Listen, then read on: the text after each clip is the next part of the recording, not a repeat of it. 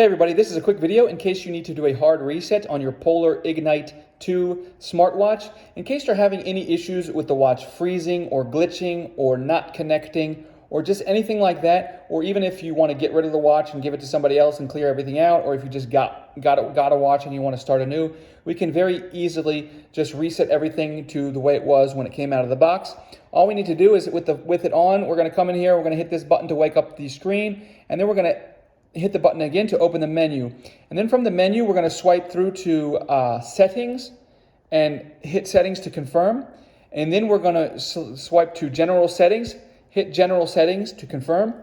And then we're going to go to about this watch. We're going to hit about this watch to confirm. And then we're going to go all the way to the bottom. And there is an option for delete all data and reset. We're going to hit that. It's going to ask us to confirm. It'll go through a reset process, and when it turns back on, the watch will be like it was when it came out of the box.